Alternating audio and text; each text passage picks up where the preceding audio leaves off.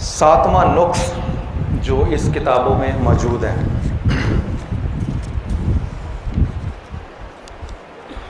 اب وہ جو نقص ہے ساتواں وہ یہ ہے کہ اگر میں آپ سے پوچھوں کہ اسلام اور مثال کے طور پہ اسلام اور عیسائیت میں حقیقی فرق کیا ہے، تو جتنی بھی کتابیں اویلیبل ہیں مارکیٹ میں ان کو شامل کر کے نصاب کی، اور جو نصاب سے ہٹ کے اسلام اور عیسائیت کے موضوع پر دوسرے لوگوں نے لکھی ہیں، تو انہوں نے 4 یا 5 فرق گنوائے ہیں کہ اسلام اور عیسائیت کے درمیان یہ چند فرق ہیں، اس کے علاوہ کوئی فرق نہیں ہے۔ اس میں نمبر 1 فرق کیا ہے؟ حضرت عیسیٰ علیہ السلام کی الوہیت، کہ عیسائی سمجھتے ہیں کہ وہ خدا ہیں، جبکہ ہم سمجھتے ہیں کہ وہ اللہ کے بندے اور اس کے رسول ہیں، ہم خدا ہونے پہ یقین نہیں رکھتے۔ نمبر 1 فرق۔ نمبر 2 کہ وہ گناہوں کا کفارہ دینے کے لیے انسانیت کا سولی پر چڑھ گئے، مصلوبیت مسیح۔ تو عیسائی اس پہ بلیو کرتے ہیں اور ہم مسلمان اس پہ بلیو نہیں کرتے ہیں۔ تیسرا، ہم توحید پہ ایمان رکھتے ہیں اور وہ تثلیث پہ ایمان رکھتے ہیں، وہ 3 خداؤں پہ ایمان رکھتے ہیں، ہم واحد خدا پہ ایمان رکھتے ہیں۔ یہ ایک اور فرق ہے۔ چوتھا کہ ان کے پاس جو کتابیں ہیں اناجیل اربع، یہ وہ نہیں ہیں جو قرآن جس کی تعلیم دیتا ہے۔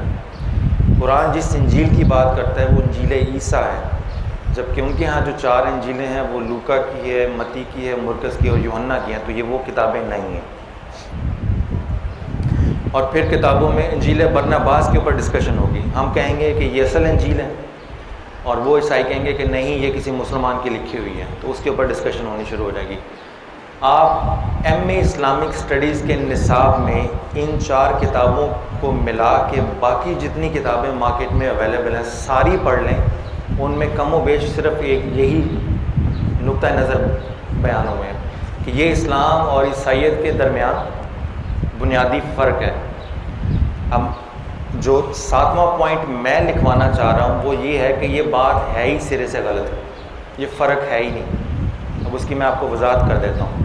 اب میں آپ سے سوال پوچھتا ہوں، اگر کوئی عیسائی یہ کہے کہ جناب ٹھیک ہے میں قرآن پاک کی بات کو تسلیم کرتا ہوں اور میں اس عقیدے سے توبہ کرتا ہوں کہ میں حضرت عیسیٰ علیہ السلام سولی پہ چڑھے ہوں اور میں قرآن پاک کے نقطہ نظر کو درست تسلیم کرتا ہوں، تو کیا وہ مسلمان ہو جائے گا؟ نہیں ہوگا۔ اگر وہ کہے کہ جناب میں اور آگے بڑھ کے یہ بھی اعلان کرتا ہوں کہ حضرت عیسیٰ علیہ السلام کے الوہیت کا، ان کے خدا ہونے کا جو عقیدہ ہے میں اس سے بھی توبہ کرتا ہوں اور میں اسلام کے نقطہ نظر پر ایمان لاتا ہوں، تو کیا وہ مسلمان ہو جائے گا؟ نہیں ہوگا۔ وہ آگے بڑھ کے کہتا ہے کہ میں تثلیث سے بھی توبہ کرتا ہوں اور اسلام کا جو توحید کا تصور ہے اس پر ایمان لے آتا ہوں، تو کیا وہ مسلمان ہو جائے گا؟